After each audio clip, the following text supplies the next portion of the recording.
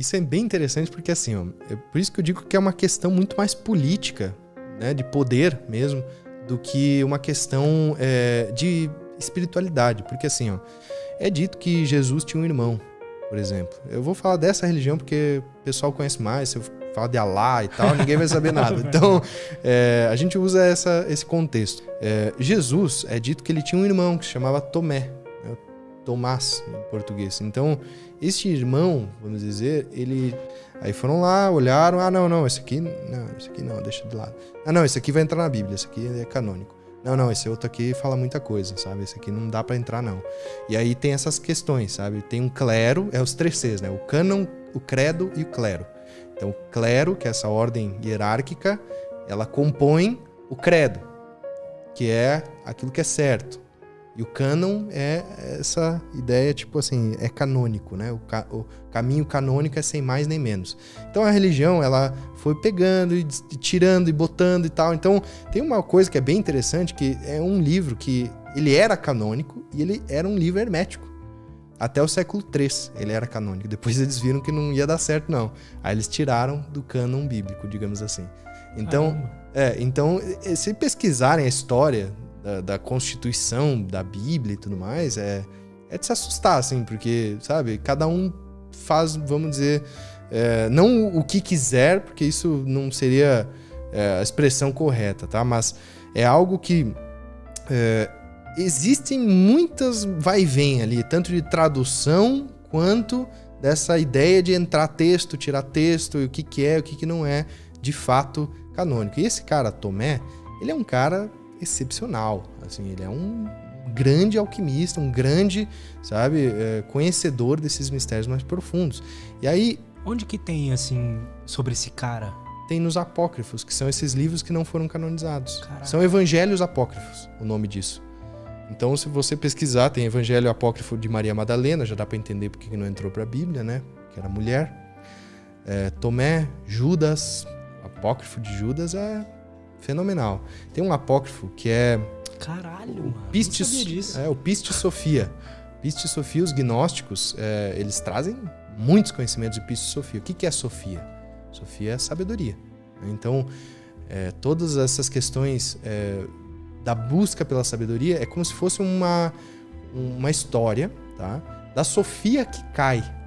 Então, são os momentos que Jesus estava morto e ele passou pelo processo de ir até o todo e voltar, vamos dizer assim, para virar esse Cristo. E aí é esse pergaminho, sabe? Então ele tem, assim, ó, coisas fenomenais, ensinamentos, e é um pergaminho que é dito ser uma referência de Jesus Cristo mesmo. Que ele que falou e, sabe, eu agora não me recordo se alguém escreveu, eu acho que não foi ele propriamente, mas algum dos discípulos e tal. Mas existem muitos pergaminhos. Tem, por exemplo, o livro de Enoque também, que é uns mistérios da ascensão, que ele não morreu, o Enoque. Ele ascensionou de corpo e alma, tipo Ezequiel, assim. Tipo Elias, na verdade, perdão. Ezequiel, ele teve a visão, né? Da carruagem, dos anjos e tudo mais. O Elias foi um profeta que também ascensionou de corpo e alma, ele não morreu. Sabe? Então, existem essas questões que são muito pouco faladas, porque isso gera polêmica. Sabe? E aí tinha uns escritos herméticos, que, por exemplo, o São Tomás de Aquino, eu acredito que você já deve ter ouvido falar dele. Uhum. É o cara que fez os 7 pecados capitais. Tá? Ele era um exímio alquimista. Exímio. Ele tem, assim, ó, tratados de alquimia, de pedra filosofal, ele tem vários escritos bem interessantes, bem profundos. Só que não é muito bem aceito, né? Porque, como é que o cara vai falar disso aqui e vai falar das questões religiosas, de fato? Então tem essa questão política por trás, sabe? Existe muito disso. Santo Agostinho, né? Tem vários personagens que eram... Basílio Valentim também. Quem que é esse? Basílio Valentim é um pouco menos conhecido, mas ele foi um alquimista e foi um sacerdote também da igreja, sabe? E aí tem figuras mais controversas também, né? Por exemplo, Eliphas Levi, ele estudou numa escola de padres, vamos dizer assim. Por quê? Era o lugar que tinha conhecimento, cara. Na época dele não tinha como ter acesso às escrituras, às coisas originais, sabe? Sem entrar numa escola dessas, né? Então eles entram muito também ali, entendem o panorama, alguns saem, alguns seguem este caminho, mas escrevem com pseudônimos, né? Escrevem nas entrelinhas ali, para não ficar tão claro, daí entra muito do obscurantismo em cima do ocultismo também, sabe? Então existe muito desse cenário ali que foi composto, como eu falei, nessa Idade das Trevas, né?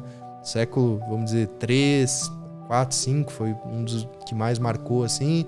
Aí depois também, né, teve toda a Idade Média, até o Renascimento ali. O que define um alquimista, assim? Que você falou que, pô, você deu vários exemplos de pessoas aí que eram. E o que define? Porque quando eu e as pessoas ouvem falar de alquimia, pensa na forma literal de sei lá, encontrar o elixir da vida ou transformar pedra em ouro. O que você entende da alquimia? Eu acho que é um processo de desenvolvimento pessoal, espiritual. É isso mesmo, é isso mesmo. Isso é interessante porque eu faço essa pergunta para algumas pessoas, porque tem gente que vai falar assim, não, alquimia é você, sei lá, ter o poder de encostar assim na pessoa e transmutar ela em ouro, sabe? Tem gente que dá uma avançada, vamos dizer, na ideia, assim. Mas o que eu vejo é que ela é um processo de transmutação. Então, olhem a palavra, não é transformação, é transmutação. O que é transformar? É mudar a forma. Você transforma algo em outra coisa. Então, você pode pegar a água aqui e congelar a água e ela vai virar gelo, vai mudar um pouco a forma dela, né? As moléculas vão ficar um pouquinho mais sólidas ali e tudo mais, e é isso aí. Agora, transmutar é você mudar a essência da coisa, sabe? Então, é algo que naturalmente não é muito visto por aí. Você não vê um macaco virando uma girafa, por exemplo, sabe? Você não vê algo mudando a sua natureza, a sua essência. E o alquimista, ele busca mudar a sua própria essência, entende? Então, é a pessoa que busca se refinar. Nós todos somos pedras brutas, né? Somos diamantes, carbono, né? O diamante é um composto também de carbono com muita pressão. Se você pegar um carvão e fazer muita pressão, ele vira diamante. Tá? Então vamos lá na sua churrasqueira, pega lá, aperta bem forte, você vai ficar rico. É isso aí. Mas sabe que tem muita gente que faz também isso, cara. Começa a fazer pedras, vamos dizer, com essa base de pressão, e às vezes até rola um mercado negro, que falsificação de diamantes, essas coisas hoje assim. você consegue fazer uma pedra muito igual a um diamante, É né? fácil, cara. Só não tem o mesmo difícil. valor, né? Mas é que aí que tá, é muito difícil. O cara tem que ser muito bom pra enxergar se é bem feito, né? Mas enfim, aí entra os sopradores da alquimia, que eram os caras que ficavam fazendo essas armadilhas aí, ó. Ah, não, vou fazer a pedra física mesmo, porque eu sou alquimista. Aí tem o ouro dos tolos, né? Que é um composto, assim, que parece ouro, mas daí, lógico, se você não analisar no microscópio, tudo, sabe, parece ouro. Aí eles faziam tudo aquilo também, né? Diziam, eu consegui chegar no ouro físico mesmo, né? Só que aí existia muito os charlatães, né? Existia muito, assim, muitos alquimistas ficaram marcados como uma ideia também de charlatanismo, sabe? Isso é um problema, porque a alquimia, ela vem a origem da palavra, alquimia. Já lembra esse mundo árabe, né? Essa questão aí. Então, no mundo árabe, eles se referiam a Al-Kem. Kem significa terra negra. Qual que é a terra negra? É a terra do Nilo, né? Do rio Nilo ali, o Egito. Quando ele enche e baixa, fica tudo preto ali em volta. Então, essa era a terra negra, a terra do Egito. E é uma terra divina, que tem esse contexto Al. Né? Então, é uma química da alma, vamos dizer assim, sabe? É algo que envolve essa sublimação da nossa própria essência. Então, quando a gente pega assim e tenta responder essa questão, né? O que define um alquimista, de fato, que foi isso que tu me perguntou, né? A ideia pra mim, que eu posso responder, é que um alquimista é uma pessoa que busca refinar a sua própria essência. É uma pessoa que busca lapidar o seu chumbo e transformar em ouro, ou seja, tudo aquilo que é denso, sutilizar, sabe? E que busca trazer os mistérios do acima e do embaixo e unificar no seu coração. Esse é o cadinho do alquimista, é o coração, que através do fogo da vontade se acende E ali a alquimia acontece de fato. Então, o que são esses mistérios? São os mistérios do macro e do micro. São os mistérios que estão no mundo, vamos dizer, sublunar, para baixo da Lua, e neste mundo mais cósmico, né? Num todo maior. Calma, que é muita coisa pra processar. Cara, eu acho interessantíssimo isso, mas... O que você pode passar pra gente sobre... Pra alguém que queira falar assim, tá bom, beleza, entendi o que é tudo isso, quero me aprofundar nesse conhecimento, assim, porque... Por exemplo, entrar numa ordem iniciática às vezes não é pra todo mundo, né? O que você acha?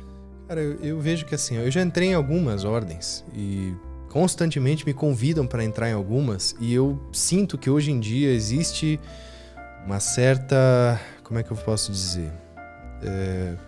Como se fosse um clubinho, sabe? Para socializar, assim. Existe muito isso. Então tem essa questão muito mais social em algumas ordens, de status também. Tem política também, né? Tem política, tem várias coisas assim.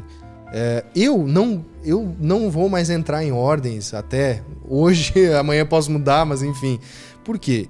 Um amigo meu, o Christian, ele me falou uma coisa muito interessante. Yuri, você está numa postura, numa posição espiritual que é muito rara, que é alguém que conseguiu acessar os mistérios e não teve voto de sigilo, voto de silêncio.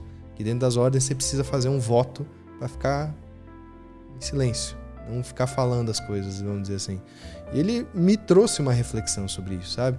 Porque realmente as ordens te fazem, né, não falar sobre aquilo que tu tá buscando e tudo mais, porque é um conhecimento da ordem, eles têm os seus argumentos e tá tudo certo, sabe?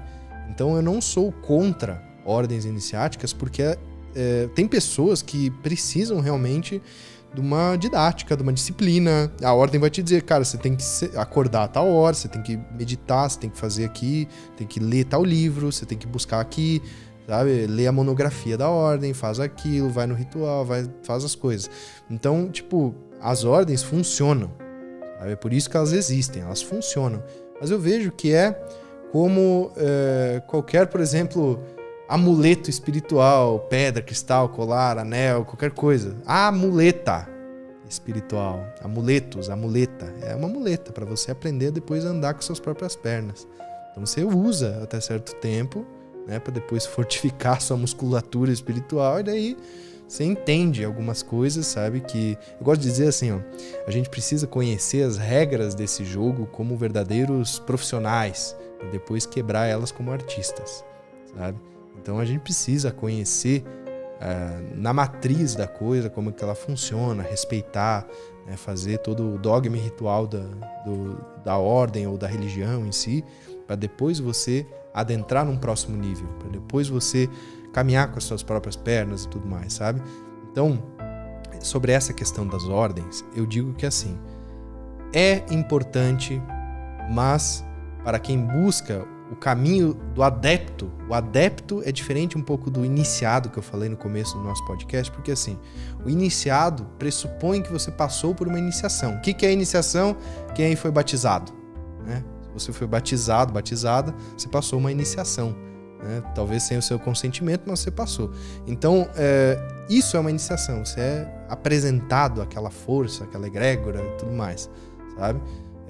Agora, um adepto é aquele que busca. Então, se a gente é adepto àquilo, eu sou adepto ao caminho do amor e da verdade, por exemplo. Então, eu busco na minha vida isso, sabe? Então, os conhecimentos também vão vindo conforme eu vou buscando.